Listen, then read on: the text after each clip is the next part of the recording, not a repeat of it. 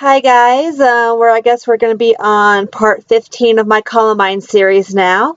I do know that it has been a long time since my last one, and if you read the comments on, say, part 13 or part 14, I want to say, you know that I've been dealing with some extra anxiety issues, and I know I've kept saying that I want to do a video about my dad, so that's what today's video is going to be about. So finally, about a year and a half after saying I was going to do it, I am going to go ahead and do a video about Dad. Now, first, before we get started on that, you might have noticed a few different things.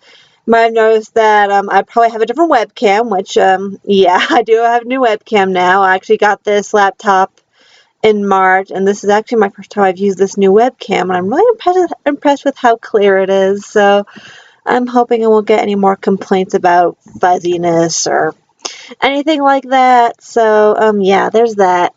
And there's some really bad glare on my glasses from this computer. I'm gonna have to see if I can figure something out about that.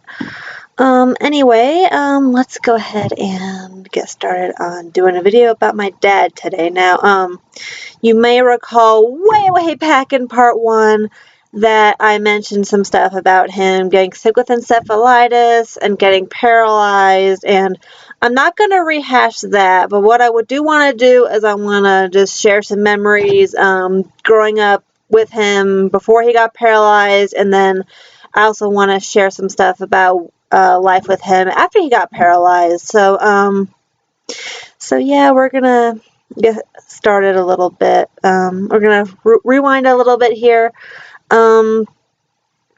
Dad, he was originally born in El Dorado, Kansas. I do not know how the heck his family ended up in Colorado, but he met my mom when they were still young teenagers, and then of course they hooked up a few years later, and they were together ever since then. They had Joe when mom was 18 and dad was 21, me when mom was 21, dad was 24, then my little brother when mom was 27, no,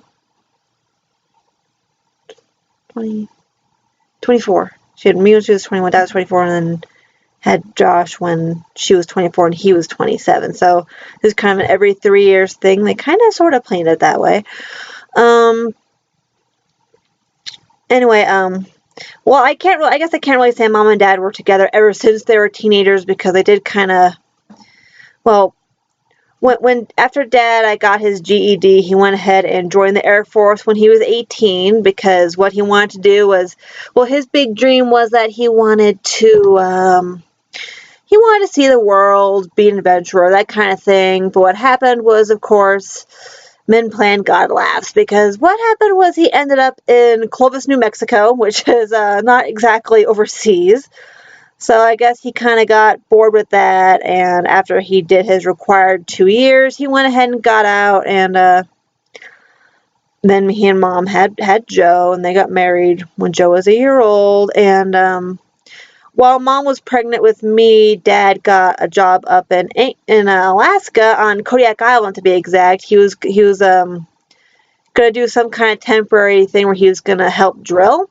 So while me and mom and Joe were living in Anchorage, dad was out on Kodiak Island drilling stuff. I don't really know a whole lot of the details of that, but that assignment lasted a couple years, and then at the end of 1987, when I was 4, went ahead and moved back down to Littleton. I lived with my grandma and grandpa for a couple years until we got our own place and moved out of there. And well, once we had moved back, Dad ended up getting a job as a truck driver, so he was gone a lot, and I would always cry whenever he had to leave, because he'd be gone for like a week or 2 at a time and be back for not too long, where he'd have to go out and do another delivery cross country. So because of that job, he liked to brag that he ended up visiting 48 out of the 50 states. So he ended up going everywhere except for Maine and Hawaii.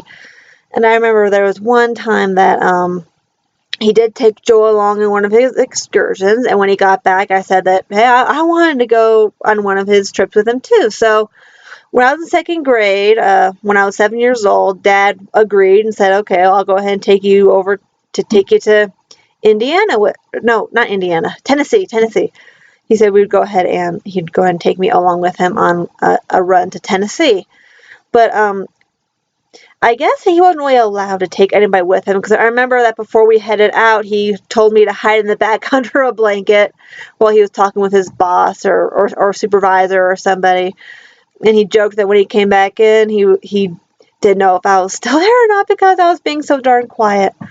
And I remember in the back of this big rig where the bed area was, he had this little tiny little portable TV. It was probably on like a 6 or 7 inch screen, and it was in black and white. And sometimes when we'd stop, he'd be watching TV on there. And I remember, I can't seem to confirm what movie it was, but one night watching that little TV, I seem to remember there's this one like Alice in Wonderland, Alice through the Looking Glass thing. And I don't know if it was a made-for-TV movie or what it was. I remember very, very little of it, but I remember it being very trippy because, of course, at that time I was only used to the Disney version of Alice in Wonderland. So seeing this live-action version with this mirror and everything, I was out of my element. I had no idea what to think of it, and I've never seen it again since. So if anyone knows about any TV movie without Alice in Wonderland or Looking Glass or something dating from like 1990, you can go ahead and let me know in the comments. During this trip, which lasted about a week, we ended up going through Kansas, Missouri, Illinois, Indiana, Kentucky, and Tennessee. And all I remember about Kansas was that it was very, very flat, and there's absolutely nothing out there, which is very strange because, being in Colorado, I was used to having the mountains in the west, having everything be very hilly and mountainous, and then Kansas was just nothing. I don't remember anything about Missouri. Illinois, I kind of remember driving through Chicago, but to my knowledge, I don't remember us stopping. We might have stopped like outside of there for the evening or something. And then in Indiana, the main thing I remember at Indiana was Dad having to stop at a truck stop somewhere. I don't know if he was just talking with somebody else or what, but I remember this guy he was talking with, he came up to me and presented me with a big old box of thumbsucker candies, which I'm pretty sure they don't make anymore, but if you're around my age or older, you might remember the thumbsucker candies where it was literally a candy thumb on a stick, and it had this big rubber thing covering the thumb to keep it fresh, I guess. And this guy that was talking with Daddy gave me like a box of like 12 of them. So that really made a little 7-year-old me very happy. And then after that, we went through Kentucky, which I remember had lots and lots of yellow wildflowers. I don't know if Dad said they were weeds, but they looked like flowers. And then we went to Tennessee. He finished his gig, and then we went ahead and drove back. I think we made a shortcut through Kentucky straight to Missouri or something. I think so. But anyway, when we went through Kentucky again, I told Dad I wanted to go ahead and pick some of those yellow flowers for Mom. And so I picked a little small bouquet of them for Mom. But of course, by the time we got back to Colorado, they were kind of wilted and dead. But I think Mom would kind of appreciate the thought anyway. Let me think. I don't think it was too long after that Dad ended up quitting his job as a truck driver because, as he put it, he was missing seeing us kids grow up, and he really didn't want to miss that. So he went ahead and quit that job, and then he went ahead and got a job as a construction worker at freelance foundations run by Alan Pat Stawinski. And very shortly thereafter, Mom got a job with them as well. She ended up being their secretary, their administrative assistant, I guess they call it now. So we had both Mom and Dad working for Alan Pat. And it was, as far as I know, it was pretty good money. We didn't have to worry about clothes, food, video games, anything like that. So there was that for, let's see, I remember them being there by the time I was in 4th grade, so I guess they might have started in 3rd or 4th grade.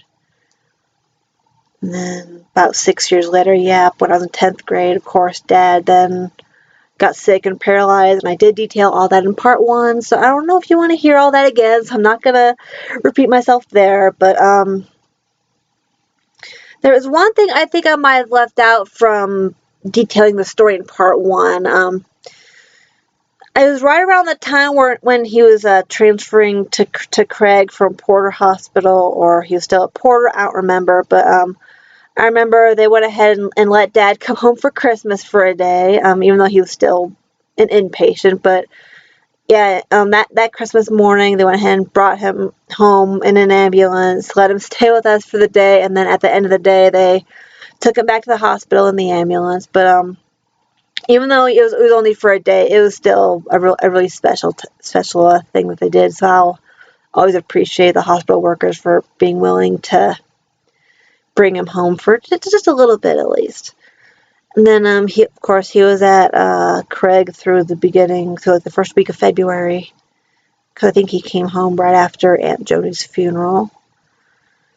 And because he was paralyzed from the chest down, and he was, well, even though he wasted down to 87 pounds by the time he got out of the hospital, he was still 5'8". He was still a big guy for Mom to try to handle. So what happened was Medicaid provided us with some home health workers, which we went through a lot of them, because none of them seemed to know what the heck they were doing. There was even one guy who was under the impression that Dad would be able to get out of bed and walk to the shower, and was talking about, like, yes, when he gets to walk to the shower, we will help him wash. It's like, no, he can't. He can't stand up at all. He can't do anything. And a lot of these home health care workers, they're just there to collect a check. A lot of them would just do the bare minimum and just sit and just read or do whatever. So a lot of them really sucked. And in addition to that, Dad did end up going through a lot of health crises, a lot of which he should not have survived. I mean, he shouldn't have even lived to get out of the hospital at Porter. He should have died after he had those 2 seizures and went into a coma. There was no reason for him to pull out of that, but he did. But yeah, he still had some side effects from the encephalitis. One ongoing issue was he always had this constant headache. Always had a headache all the time. No matter how many pain meds he took, he always had this headache. And they ended up, a few years later, they ended up diagnosing him with a hydrocephalus, which is water on the brain. And so he went into the hospital. This was in like 01 or 02. They went into the hospital, shaved a small part of the back of his head because he didn't want them to get rid of his ponytail, the whole Samson complex I mentioned. They shaved a small part of the back of his head, put in a shunt, and I want to say that the shunt helped, but it didn't. He still continued to have these massively bad headaches. And another side effect of his encephalitis was partially because of the hydrocephalus, but whenever he would try to sit up in bed, he would throw up. He couldn't keep anything down. It was like constant vertigo, headache, everything. So he never could really even get out of bed to get into his wheelchair. I mean, I can remember a few times where he was able to, and I remember there's one time he was sitting in his wheelchair in the garage trying to saw on this wooden board he had in his life. He ended up cutting his thigh really bad, and I tried my best to clean it up and everything, and thankfully didn't get infected, but that was that. And on that note, really, well, I'm talking about him not being able to sit up and everything, that actually ended up being a very interesting side effect of that, which I still haven't really looked up how it's caused, or maybe it's just a result of his immobility or something. But what happened, because he was in bed all the time because he couldn't sit up from the nausea, what happened was that he ended up getting this bone growth. He got this bone bridge that ended up growing from his hip to his upper thigh on his right side, and that prevented him from being able to sit up really at all. So that was also like an 01 or 02. So the doctor said they would be able to remove that bridge, but it would be a big bloody mess. It would just be a waste of time. They didn't put it like that, but that's the way that I think they probably saw it. So So for the rest of his life, Dad ended up living with this bone bridge in his head where he couldn't sit up. The only way we could really move him anywhere was to have the wheelchair with the back all the way back so he'd be practically laying down. So needless to say, he didn't really even get anywhere outside of his bed for unless he had to go to the hospital. Like I was saying, he went through a lot of health crises. The really, really big one I remember was in 2001. This was about a month after I had graduated from high school. Dad went into the hospital one day, first one of many visits. He went into the hospital one day for what they said was kidney failure.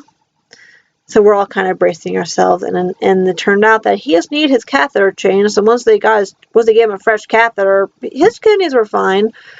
But after that, he ended up developing what's called Ards. It's short for Adult Respiratory Distress Syndrome. It's basically where your lungs, the way I was told back then was that it's basically where your lungs harden up and turn to something resembling stone. So basically it's something you're not supposed to survive. So we were given that diagnosis, and the doctor said we can just go ahead and just we can put him on a morphine drip, and then in the next day or two he'll just slip away. And so all of us kids, we said our goodbyes, and I was crying, and Dad was crying, which is a very, very rare thing. He put his hands on my face like this, and he said that he'd already seen me graduate high school the month before, but I was going on to college that fall, and he put his hands on my face, and he said that he would watch me graduate. He would, no matter what happened, he would watch me graduate. And we're both crying, and I knew he was talking about like from beyond the other realm kind of thing. But that's kind of a hard one to talk about, because we said our goodbyes. We were all certain that he was just gonna go away in the next day or two. But Mom, she kind of got this sixth sense. They recommended putting him on this morphine drip, and she's had this weird feeling. She was just like, no, we're not going to do that. And the doctors kind of treated her like she was crazy, but she just had this feeling that this wasn't the way it was supposed to be. So she refused the morphine drip. And over the next few days, next week or so, he actually ended up, his lungs healed. He ended up recovering, and he went home in 2 weeks. So yeah, it was a miracle.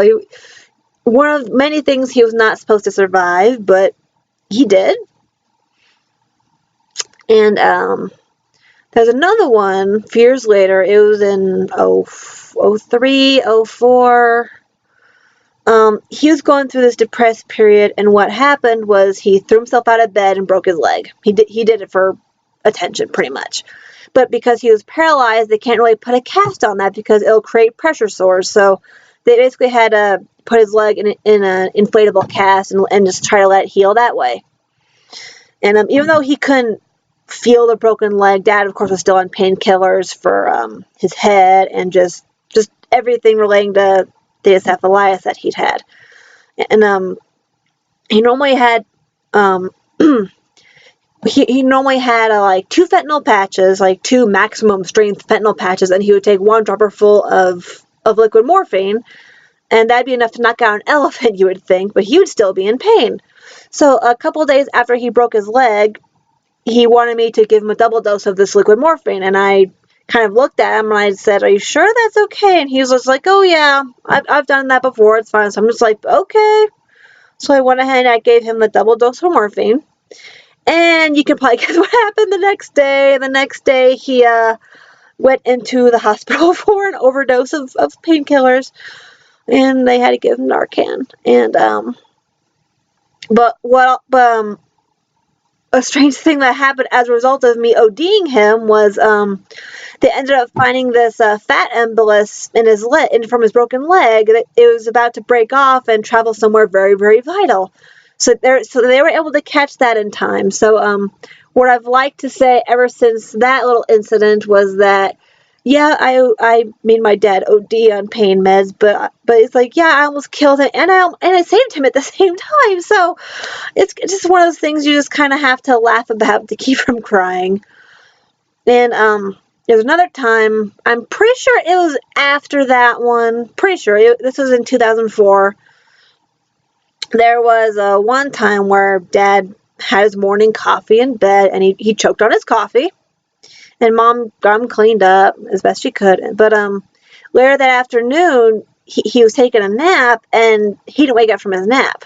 He was laying there, and Mom shook him, and he had all this drool just come out of his mouth. It had pulled in his cheek, and of course she's freaking out because Dad had always said that he wanted to die at home with Mom by his side, all that sentimental stuff, and she was debating, okay, what do I do? Do I call the ambulance? Do I just let him sit here and watch him die? And finally, we all decided that, yeah, let's go ahead and we're going to call the ambulance. So we called the ambulance. They showed up pretty quickly.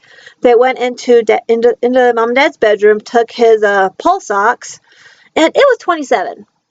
You're supposed to be above 90. So at 27, everyone was kind of assuming that he was going to have some kind of brain damage or be a vegetable or something. But, excuse me. But on the way to the hospital, they went ahead and gave him some Narcan in case he'd OD'd again or something. And lo and behold, he woke up. So, and the way Dad put it later was that he was afraid he was already dead, because when he woke up, when they gave him the Narcan, he couldn't hear anything.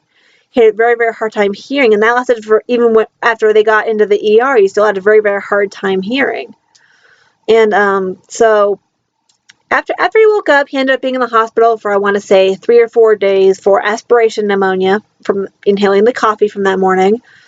And you would think that with a pulse ox of 27 that he would have had some sort of lasting damage, but actually, he did not. He came out of it perfectly fine. No damage whatsoever. He came out of it just same ornery guy he ever was. My mind is drawing a blank now. So yeah, the only thing I could think of was no one ever really explained how that happened. It wasn't supposed to happen like that, but even back then, I was just thinking it's probably like what happens when someone drowns in cold water. The cold water kind of puts the body in a hypothermic state, and then it cools the brain and keeps any damage from happening. So all I could think was that maybe when Dad had OD'd or choked on his coffee or whatever, when he fell asleep, maybe his body just started to shut down so gradually that there was no brain damage. I mean, I'm not a doctor. I'm just hypothesizing here. So, but yeah, he actually had no lasting damage from that. It was just really pretty cool. It's just like, wow, no matter how depressed he is, no matter how much he says he wants to die, he will not die. I mean, this kind of illustrates my black sense of humor, I guess. Like, wow, the guy wants to die, but he doesn't want to die when it comes down to it. And one, besides all the constant hospitalizations for issues like that, one more side effect he had from the encephalitis, besides the hydrocephalus and having to get the shunt and everything, was that so sometimes he would not be so lucid. Sometimes he would go into these states where he wouldn't remember anything. He wouldn't know what was going on, and sometimes during these states he would get very, very angry and just start chucking things. Now, I was in college by this for most of this, so I can't really say I saw any of these moments where he was kind of out of it. But my little brother would say that yeah, he would chuck coffee cups at the wall and break them, and he would just get completely just out of his mind. And he said this would last anywhere from like 12 to 24 hours. So I can only imagine the stress that caused for Mom especially. And I completely skipped something that I wanted to discuss, stuff about Dad. Now, before he got sick, but back in the early, late 90s, before 1998, Dad was, in addition to being a truck driver and a construction worker, Dad was big into music, especially Stevie Ray Vaughan. Stevie Ray Vaughan was Dad's idol, and Dad was very broken up when Vaughan died in that helicopter crash in 1990. And one thing I can remember especially was, well, Dad had this VHS tape full of all of Stevie Ray Vaughan's music videos, and there's a couple songs that I especially like to play and sing along to, and whenever there was music day in music class in school, we could bring a song to play. I would always bring this one particular one. Let me go ahead and pull it up for you. Let's see. This is Love Struck Baby. This is a very short song, but it's a fun one.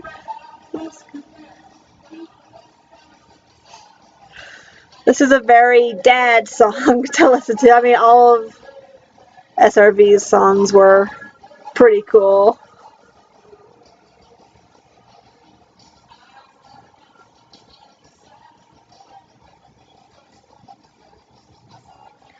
And Stevie Ray Vaughan also, he was famous for having this Stratocaster, and he had these wishbones hanging from the neck for good luck. And for what seemed like forever in the mid-90s, Dad would, he bought this Strat body, and he went ahead and customized it, painted himself, and even got 2 wishbones hanging from the neck. I actually have Dad's guitar with me right here. Yeah, this baby right here. Now, this heart he painted on here, it's got chains around it, and that's actually the very same heart that he had tattooed on his chest above where his real heart was. So he painted that on there himself. He spent a long time getting this paint job just right, and you can tell one of the strings has broken on it. I still need to get that replaced, but part of me doesn't want to because these are still the actual strings that Dad played on, so part of me wants to leave it like this, and part of me wants to replace that string just because I don't like having broken things. But yeah, here's Dad's guitar, and we got the wishbones here. Dad always went all out. Now, I can't recall Dad actually writing any music. Usually he would just sit in his playroom and just jam, really. But and sometimes I'll sit on this guitar and just strum stuff. I mean, on and off over the years, I've been meaning to try to learn to play the guitar, but maybe just self-instruction isn't really helping. I probably just need to get an actual instructor or something to actually stick with it. Okay, that was Love Struck Baby. There is another one I want to play really quick. This one's called Cold Shot. The music video for this is extremely hilarious, especially when you're a 7-8-year-old kid watching it. But let me play this really quick.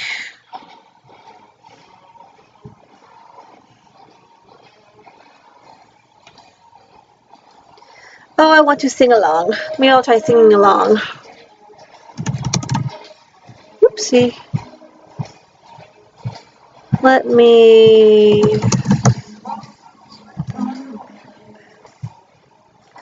Held the love in our hands. Now I reach to kiss your lips. The touch don't mean a thing. And that's a cold shot, babe. Yeah, that's a drag. A cold shot, babe. I let our love go, babe.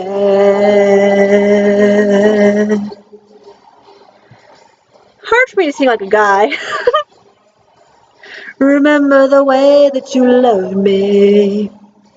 Do anything I say. Now I see you out somewhere.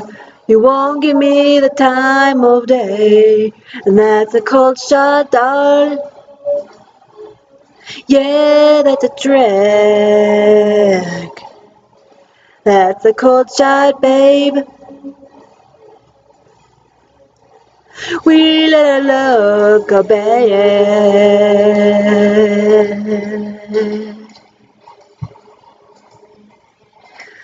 This is one of my favorite ones just because I think it's probably because the music video is so hilarious. So I imagine after this video is over, some of you are probably going to go look up the video, and I do recommend it. It's really funny, even though it is kind of typical 80s cheese. So, maybe I should try to learn to play that on Dad's guitar here. I don't know.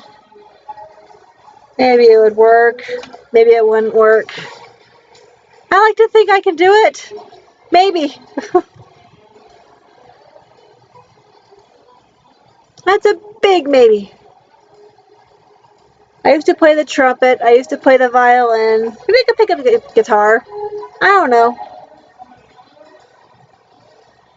My husband seems to think I can, so you guys gotta have a pro teach me.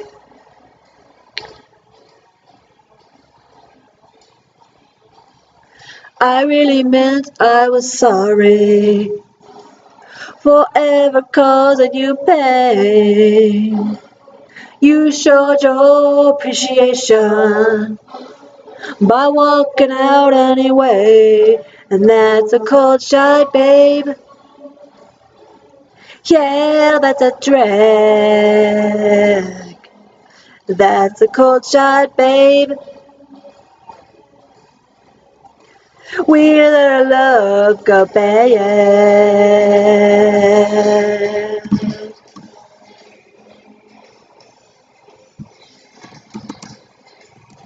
So bad.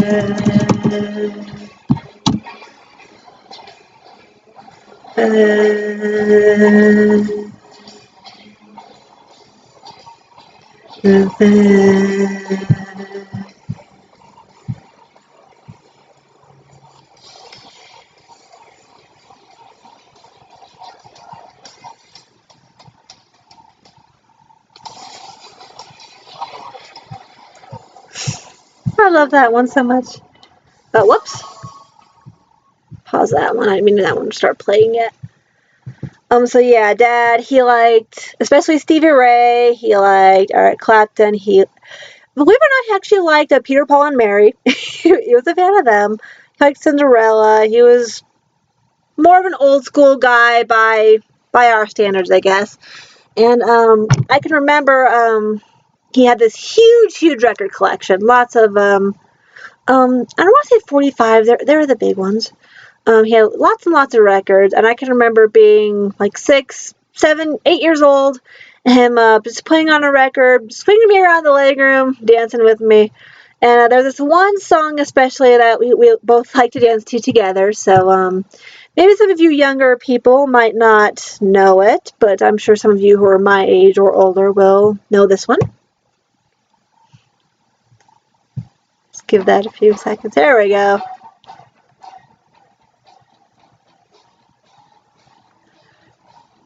Got a little change in my pocket going ching-a-ling-a-ling. I wanna kill you on the telephone, babe. Give you a ring. Anytime we talk, I get the same old thing. Always no hugging, no kissing until I get a wedding ring. My honey, my baby, don't put my love up on no shelf. She said don't hand me no line, to keep your hands to yourself. I think this was this band's only hit. But baby, we're gonna treat me this way. You know I'm still your lover boy. I still feel the same way. That's when she told me a story about free milk and a cow. She said no hugging, no kissing until I get a wedding vow.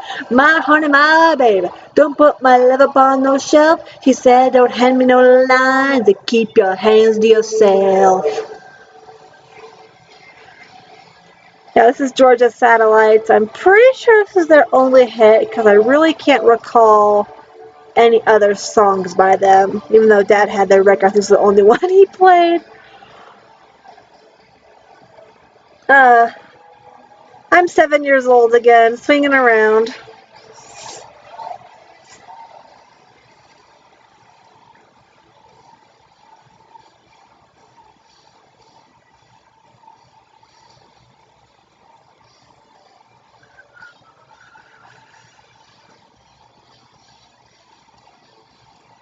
Don't mind my silence, I'm just listening. Music is my soul. See, I wanted her real bad, and I was about to give in. That's when she started talking about true love, started talking about sin. I said, honey, I'll live with you for the rest of my life. She said, no hugging, no kissing until you make me your wife. My honey, my babe, don't put my love upon no shelf. She said, don't hand me no lines, to keep your hands to yourself.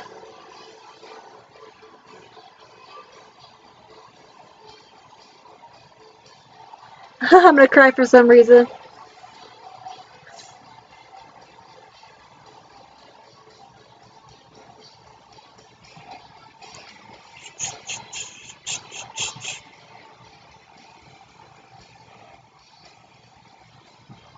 Okay, I'll stop with that one because the instrumental goes on for a little while after that. Now, the main, well, like I said, Stevie Ray was a big part of Dad's musical life. He loved listening to him, trying to play his songs and everything. And there is a major reason I bring him up, not only just because Dad liked him, but in 2005 something big happened. It'd been about a year since Dad's last hospitalization, so I figured, hey, a year, we're doing good.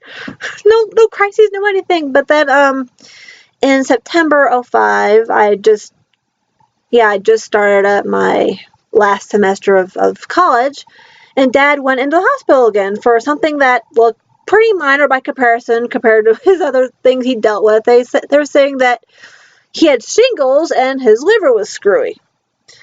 But so they had him in isolation, and I went ahead and caught a bus down from CU down to Swedish Medical to go visit him in the ICU again, which I already knew how to get there by heart from having been there many, many times to visit him. And they had me put on scrubs, and I was able to visit him in isolation, and he was in pretty good spirits. And they ended up taking him out of isolation a day later because they found out he did not have shingles, but his liver was messed up, and they figured it was probably from all of the medication he'd been having to take over the last 7 years by that point. So after a few days, he was discharged to come home, and they wanted to. They said, okay, we're on the 23rd. We're gonna go ahead and send a nurse to your house, get some blood, run a liver panel, see what we got to do. That didn't happen. What happened was on the morning of September 23rd, 2005, Mom was sitting in bed watching Charmed, I think it was. She was watching TV, and Dad was laying next to her, and he started breathing strange. And Mom knew the sound because she'd sat with my cousin Jessica and sat with Aunt Joni as they had both died. She knew the sound, and she didn't know what happened, what was going on, but she sat there with him until he drifted away. He went in his sleep with her next to him. It was everything he would have wanted. But I didn't know any of that at that point. That Friday, it was a Friday.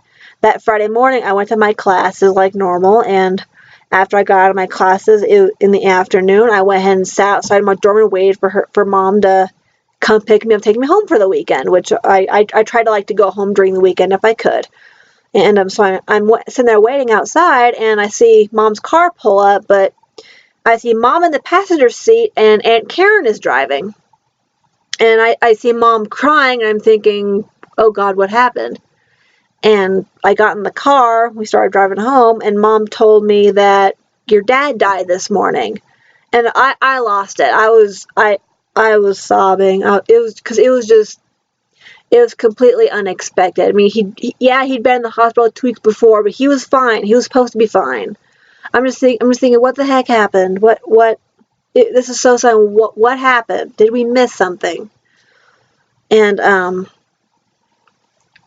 so a few days later, what the doctor ended up saying was that they did not do an autopsy. Mom did not want them to cut him open. So, but just upon a physical cursory exam, they said that he had upper GI bleed. And he basically bled out internally in his sleep, and he did bleed. Apparently, he did bleed out a little bit out of his nose and mouth, his nose, because there was some blood on his pillow. But they said that with as quick as it was, and sudden as it was, even if he'd been in the hospital at the time, they probably wouldn't have been able to do anything. So I guess just the fact that he went at home in his sleep with Mom next to him, that's all he really could have asked for. But yeah, my dad, Joseph Dwayne Stair, he was 46 years old. Passed away September 23rd, 2005. We had his funeral a week later in some little ornate church in Littleton that I've had never been to before and haven't been to since. And ended up playing a few choice songs at Dad's funeral.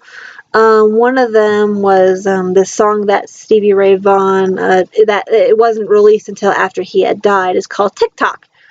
Now, maybe some people might not have heard this one, but I want to go ahead and play it because it is one of the ones that he wanted played at his funeral. So let's do this.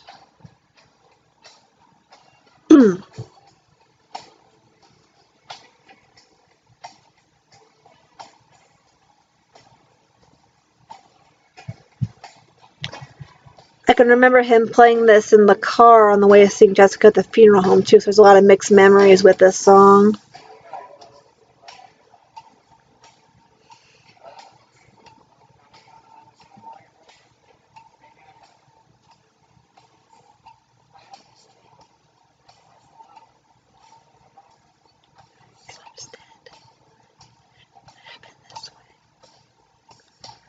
Sick, the hungry, had smiles on their faces, the tired and the homeless, had family all around.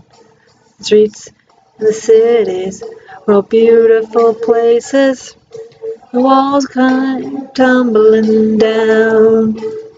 People of the world all had together for the boys and the girls, and the children of the world look forward to a future. Remember, tick tock, tick tock, tick tock, people, time's ticking away. Remember that tick tock, tick tock, tick tock, people, time's ticking away. Had a vision, blue skies from sea to shining sea. All the trees in the forest stood strong and tall again. Everything was clean and pretty and safe for you and me. Worst of enemies became the best of friends. Oh, people of the world all had it together for the boys and the girls. Children of the world look forward to a future. Remember, tick tock, tick tock, tick tock, people, time's ticking away. Remember that tick tock, tick tock, tick tock, people, time's ticking away. Remember that. Remember that.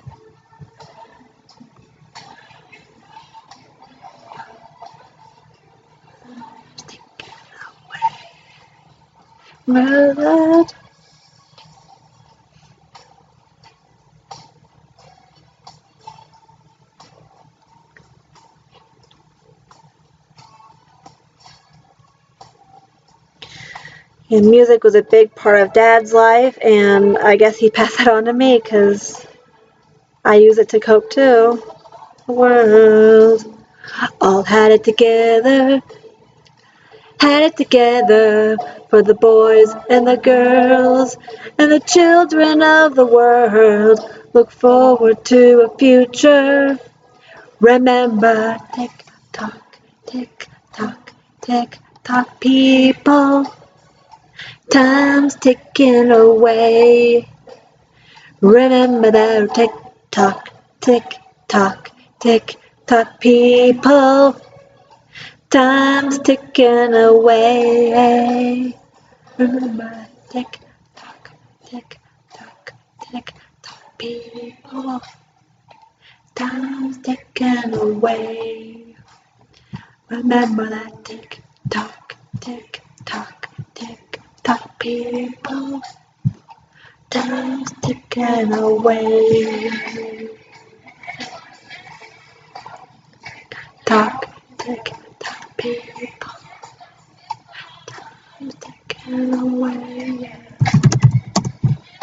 Tick tock, tick tock, tick tock, people, time's ticking away.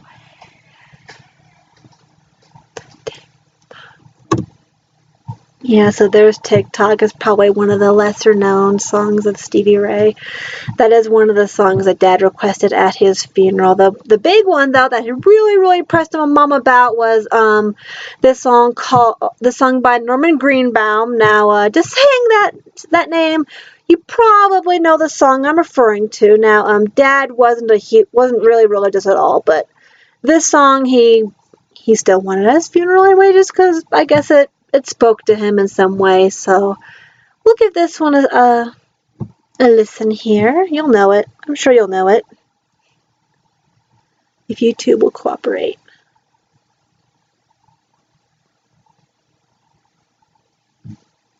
I should load this beforehand.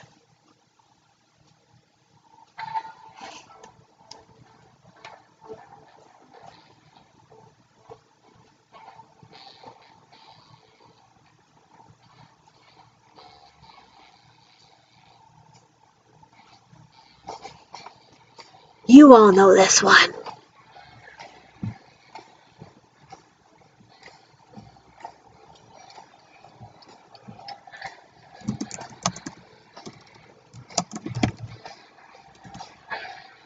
Die and they lay me to rest. Gonna go to the place that's the best. When I lay me down to die, run up to spirit in the sky. Going up to the spirit in the sky. That's where I'm gonna go when I die. When I die and they lay me to rest, gonna go to the place that's the best.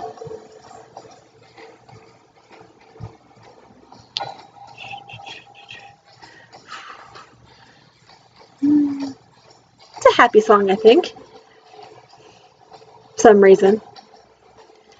Prepare yourself, you know it's a must. Gotta have a friend in Jesus. So you know that when you die, He's gonna recommend you to the Spirit in the sky. Recommend you to the Spirit in the sky. That's where you're gonna go when you die. When you die and they lay you to rest, you're gonna go to the place that's the best.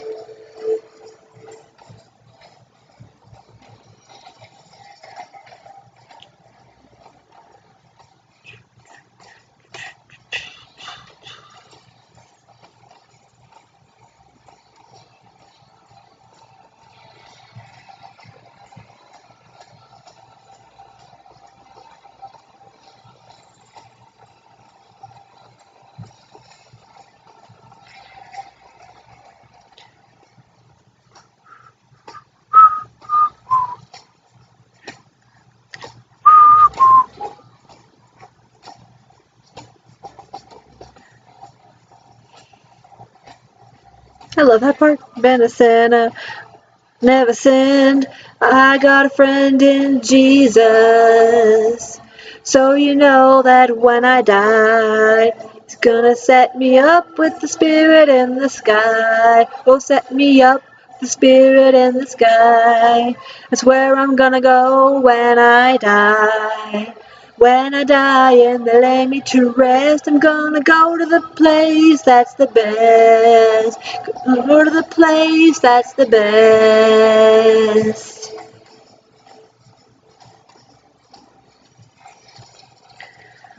So I guess that's that's really it. I don't really have anything else to add after that. I've said everything I want to say. I mean, Dad wasn't perfect. He drank, he smoked, he sweared. He swore, I should say, he swore a lot. But he was my dad, and I will always love him. I'm still his little girl. I guess I'll let Spirit in the Sky send us off for this video today, guys. I'll see if I can try to get another little update video up soon, or maybe even try to do part 16 shortly here, depending on how my anxiety is. But, yeah, I guess that's going to be about it this time, guys. I do apologize for the very, very big delay in getting this one up, but I will see you next time. Bye!